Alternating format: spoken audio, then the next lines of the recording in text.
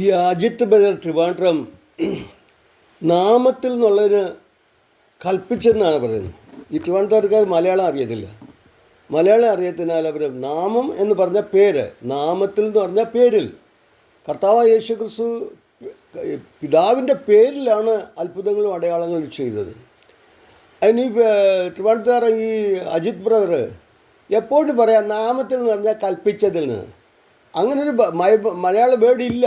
നാമം എന്ന് പറഞ്ഞാൽ പേര്, നാമത്തിൽ എന്ന് പറഞ്ഞാൽ പേരിൽ.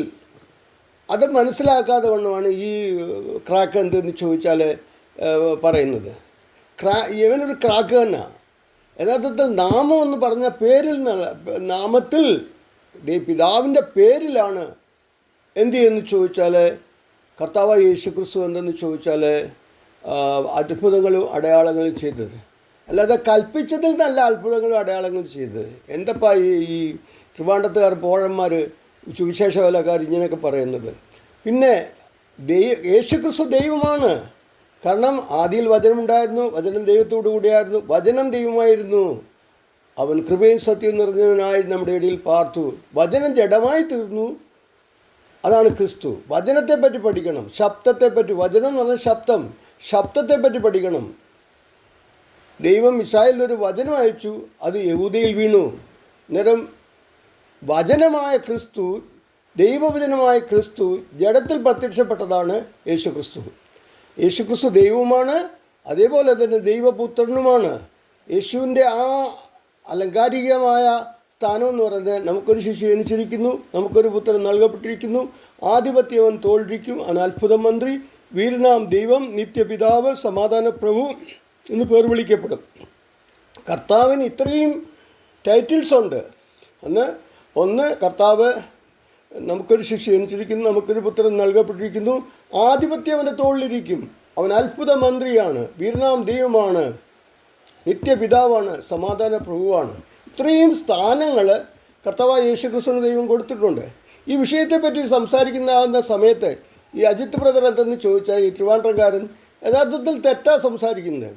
ദൈവവചനം ജഡമായി തീർന്നതാണ് ക്രിസ്തു. വചനത്തിൻ്റെ ഒരു ലോകമുണ്ട്, ആത്മാക്കളുടെ ഒരു ലോകമുണ്ട്, പേരിൻ്റെ ഒരു ലോകമുണ്ട്. ആ ലോകത്തിൽ നിന്നാണ് ക്രിസ്തു എന്തെന്ന് ചോദിച്ചാൽ ഭൂമിയിലേക്ക് വന്നത്. അതുകൊണ്ടാണ് ക്രിസ്തു പറഞ്ഞത്, എന്നെ അയച്ച പിതാവ് എൻ്റെ കൂടെ ഉണ്ട്, അതുകൊണ്ട് ഞാനും പിതാവ് ഒന്നാണ്. ഒന്നെന്നുള്ളതിൻ്റെ അർത്ഥം, ഏകമെന്നുള്ളതിൻ്റെ അർത്ഥം ഒന്നെന്നാണ് അർത്ഥം. പിതാവ് പുത്രനും ഒന്നാണ്. എന്നു വെച്ചാൽ അപ്പനും അമ്മയും മകനും ഒന്നാകുന്നത് പോലെ പിതാവും പുത്രനും ഒന്നാകുന്നു. വചനം ജഡമായി തീർന്നു, കൃപയും സത്യവും നിറഞ്ഞവനായി നമ്മുടെ ഇടയിൽ പാർത്തു.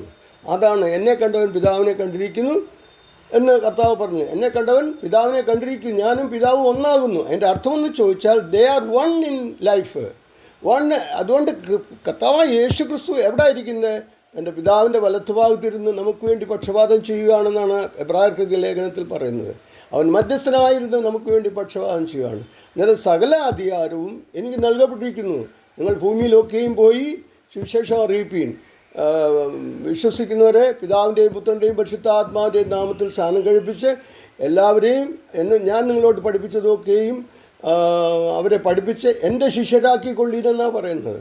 അതുകൊണ്ട് യേശു ക്രിസ്തു എന്ന് പറഞ്ഞ് വചനം ജഡമായി തീർന്നുള്ള സത്യം, വചനമാകുന്ന ഒരു ലോകമുണ്ട്, ശബ്ദങ്ങളുടെ ഒരു ലോകമുണ്ട്. ശബ്ദം സ്പിരിറ്റാണ്, ശബ്ദം ആത്മാവാകുന്നു.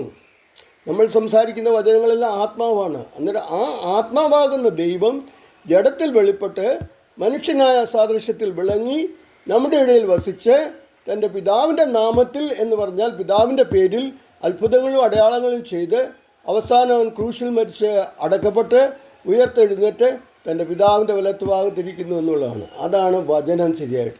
അല്ലാതെ ഈ അജിത് പറയുന്നതിനുള്ള പൊട്ടത്തരമല്ല എന്ന് മനസ്സിലാക്കുക എന്നുള്ളത്.